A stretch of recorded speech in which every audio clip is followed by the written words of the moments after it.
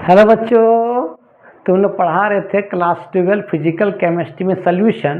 और पिछले वीडियो में बात किए थे एजियोट्रॉप्स के बारे में।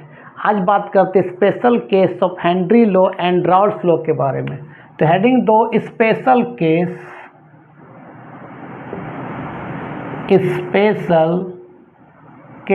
Of Henry's law and Raoult's law, दोनों में क्या स्पेशल केस है।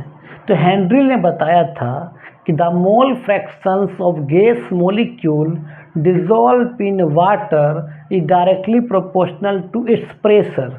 मतलब कोई भी मोल फ्रैक्शन बोलो या अमाउंट ऑफ गैस बोलो या तो मास ऑफ गैस बोलो, बात बराबर, क्योंकि mole fraction, mass of gas, amount of gas सब एक दूसरे डायरेक्टली होता है।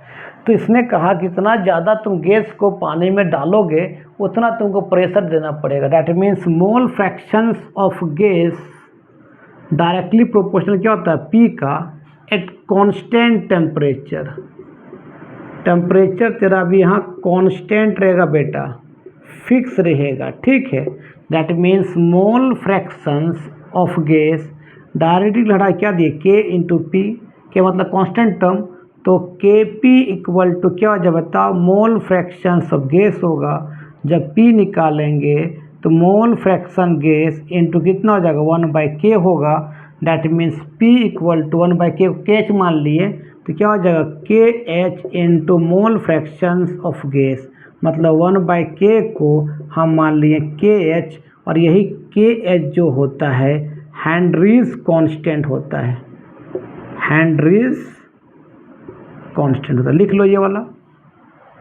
और बात करते हैं अब राउल्ट्स लॉ के बारे में, ध्यान देना, इसको लिखो। अब आते थोड़ा राउल्ट्स लॉ के बारे में, इसको याद रखना, इसको याद रखना, बाकी चीज़ को मिटा देते हैं, इसको याद रखना। अब राउल्ट्स लॉ क्या कहता है, राउल्ट्स लॉ इसने कहता है कि मान ले कोई सॉल्यूशन है ए बी का, मान ले ए और बी का कोई सॉल्यूशन है और दोनों वोलेटाइल लिक्विड है, दोनों क्या है, वोलेटाइल लिक्विड है, मतलब दोनों का वेपर बनता है। मान लो उसमें ए आपका सॉल्वेंट, बी आपका सॉल्यूट है। तो मान ले सॉल्यूशन बना होगा, ध्यान देना, ए और बी का, मान ले क्लोज कंटेनर है, यहाँ ए और बी होगा। तो यहाँ पर ए का जो वेपर बनेगा और जो बी का वेपर बनेगा वो डिपेंड होता है उसका मोल फ्रैक्शन पर। जिसका अमाउंट, मोल फ्रैक्शन बोलो अमाउंट बोलो, बात बराबर, जिसका अमाउंट ज़्यादा होगा उसका वेपर ज़्यादा बनेगा, जिसका अमाउंट कम होगा उसका वेपर कम बनेगा। डैट मीन्स ए का वेपर को बोल दिए पी ए और बी का वेपर को बोल दिए पी बी। और पी ए का वेपर डिपेंड करेगा ए का मोल फ्रैक्शंस का, और पी बी का वेपर डिपेंड करेगा mole fractions of B. Mole fraction बोलो या अमाउंट ऑफ गैस बोलो या मास ऑफ गैस बोलो, बात बराबर है। लेकिन मोल फ्रैक्शन लेके चल रहे तो मोल फ्रैक्शन लेके चलो नहीं यार, क्या दिक्कत है। डैट मीन्स इसके अनुसार कि vapour pressures of A directly proportional क्या बताओ, बोलो बाबू क्या होगा, मोल फ्रैक्शंस अब किसका होगा, ए का होगा।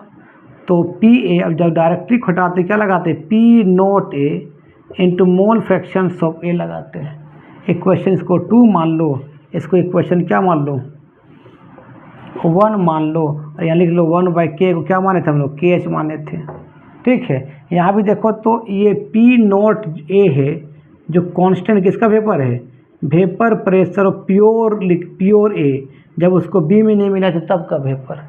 तो यहाँ पे देखो दोनों कंपेयर करो तो बाबू, यहाँ कंपेयर करो तो यहाँ भी प्रेशर, यहाँ भी प्रेशर, यहाँ भी मोल फ्रैक्शंस, यहाँ भी मोल फ्रैक्शन। तो क्या है, KH और पी नोट ही तो कांस्टेंट टर्म है ना, बाकी तो सब सेम है। तो जब दोनों कंपेयर करेंगे ए और बी को, इक्वेशन 1 और 2 को तो कंपेयर करो, on comparing equation 1 and 2 it is clear that क्या होता, तो ये 1 क्या था बताओ, P equal to mole fraction, ये आपका हेनरी कांस्टेंट इनटू क्या था, मोल फ्रैक्शंस, सिंपली बोल सकते मोल फ्रैक्शंस, मोल फ्रैक्शन यहाँ भी क्या बोल सकते बता तो पी पी ए या पी लिखो ना, इक्वल टू क्या था बताओ, इक्वल टू क्या था बता रहे बाबू, पी नोट ए इंटू क्या बताओ, बोलो रे बाबू, मोल फ्रैक्शन। तो मोल फ्रैक्शन मोल फ्रैक्शन हो जाएगा, आपका पी पी भी क्या हो जाएगा, कैंसिल हो जाएगा। तो बाबू के एच इक्वल टू क्या आ जाएगा बताओ, यही पी नोट ए आएगा। यही आपका स्पेशल केस ऑफ क्या है, Henry law and rods law. ठीक है, वीडियो देखो, अच्छा लगता हुआ सब दोस्तों को फॉरवर्ड करो, सब कोऑपरेट करो। तब तक के लिए बाय बाय।